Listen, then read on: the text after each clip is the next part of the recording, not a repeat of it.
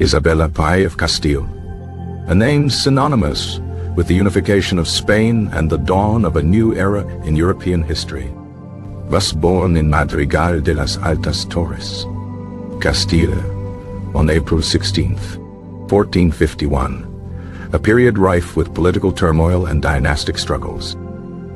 Her father was John II of Castile, a king whose reign was marked by internal rebellions and constant wars with Portugal and Granada. Her mother was Isabella of Portugal, a woman of strong will and shrewd political acumen who greatly influenced her daughter's upbringing. Isabella's early life was far from stable, as John II, seeking to secure the succession, declared her illegitimate in 1461, effectively removing her from the line of succession. This decision was a calculated move intended to pave the way for his younger son, Henry, to inherit the throne. However, this act fueled resentment and unrest among the Castilian nobility, who saw Isabella as the rightful heir. Isabella was largely confined to the monastery of Santa Clara in Segovia, receiving a religious and intellectual education overseen by her mother. During this period, she developed a deep piety and a strong sense of duty, qualities that would define her reign. Upon the death of her brother Henry IV in 1474, Castile descended into a succession crisis. Henry, without a clear male heir, had designated his niece, Joanna of Portugal, as his successor, further complicating the situation. However, Isabella, supported by a powerful coalition of nobles, asserted her own claim to the throne. Her claim was strengthened by her marriage to Ferdinand of Aragon, a strategic alliance that promised to unify the Iberian Peninsula. The marriage, though politically driven, developed into a genuine partnership characterized by mutual respect and shared ambition. A brutal civil war erupted between Isabella and Joanna's supporters, known as the War of the Castilian Succession. The war lasted for 5 years, marked by intense fighting and political maneuvering.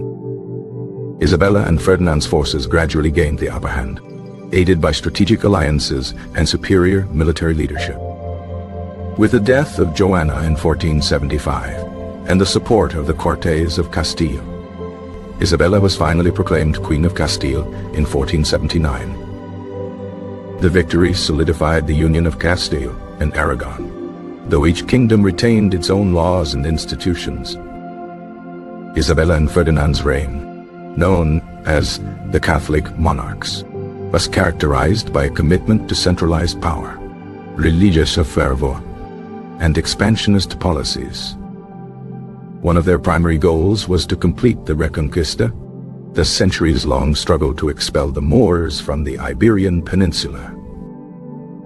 In 1492, after a protracted siege, the Kingdom of Granada, the last Muslim stronghold in Spain, fell to the combined forces of Isabella and Ferdinand.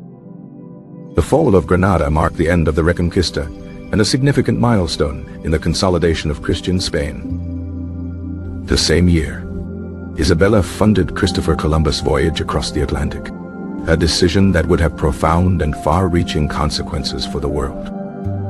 Columbus's discovery of the Americas opened up new trade routes and led to the colonization of vast territories, bringing immense wealth to Spain, but also initiating a period of exploitation and cultural disruption. Isabella's reign was marked by a strong commitment to religious orthodoxy and the suppression of heresy.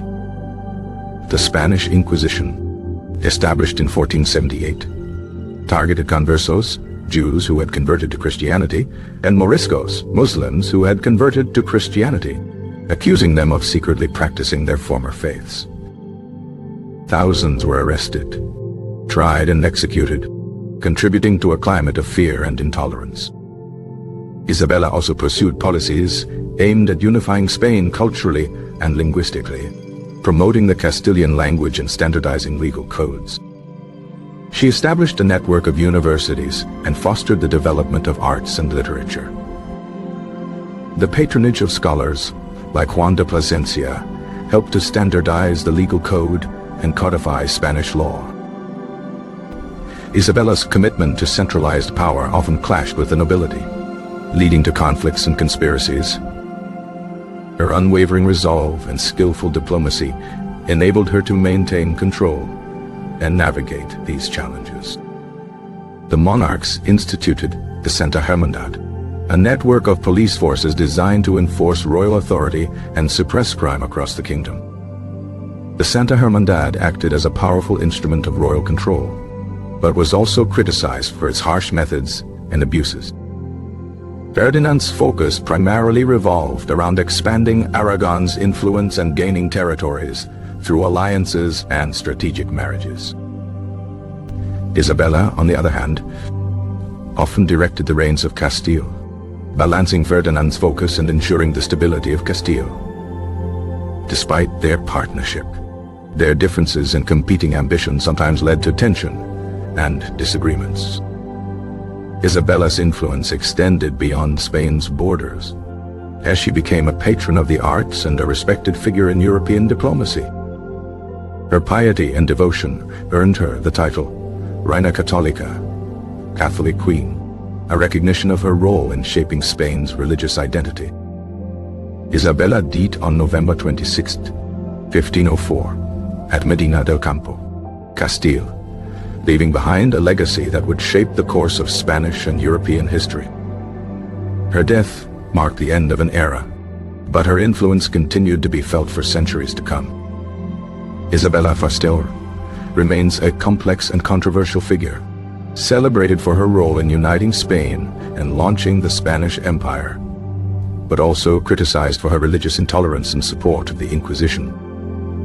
Regardless of differing perspectives, her impact on the Iberian Peninsula and the world is undeniable.